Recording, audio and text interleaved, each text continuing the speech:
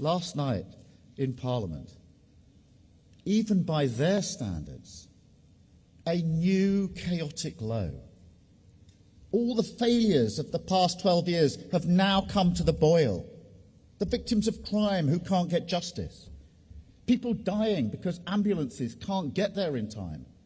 Millions going without food or heating. And none of it can drum into the Tories the idea that our country must come first.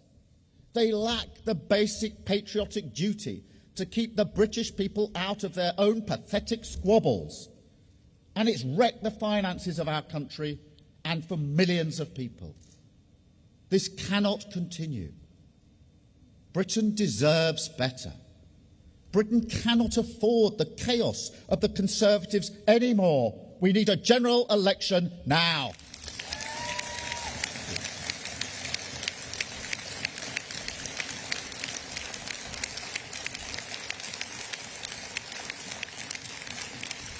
Congress, just look at their latest plan to get our country out of the hole that they dug.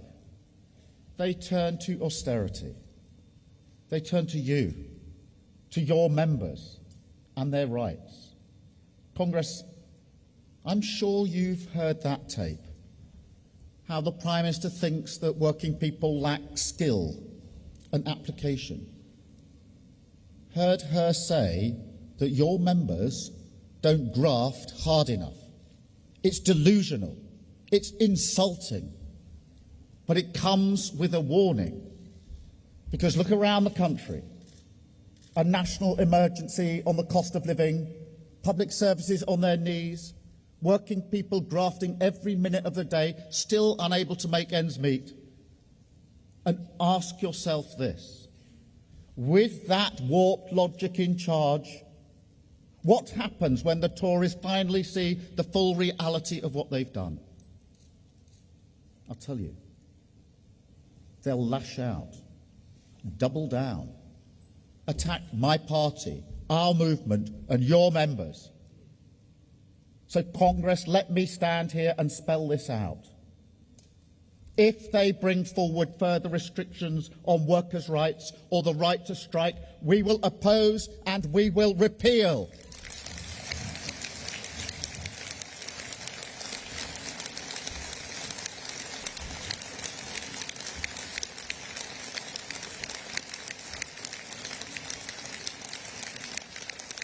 Conference, just as we will tear up anti-trade union legislation such as the Trade Union Act 2016. Absolutely.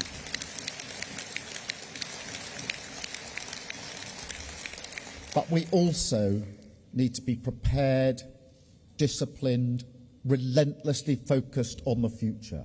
Meet their attacks with hope. Provide the leadership this country so desperately needs.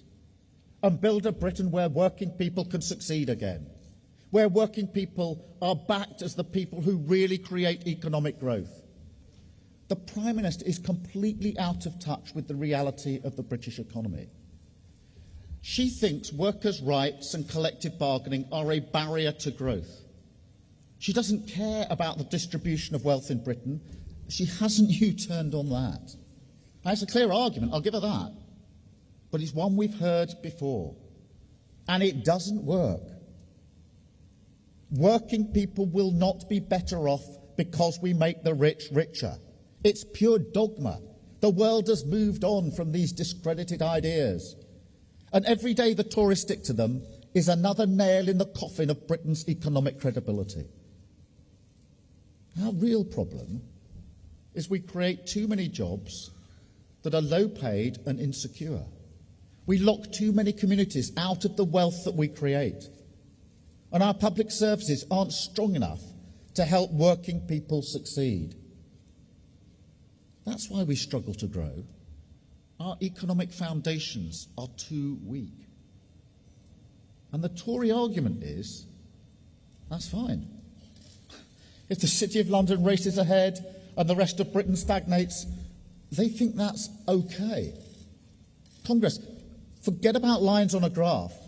If you leave this many people behind, a nation will not grow fairly.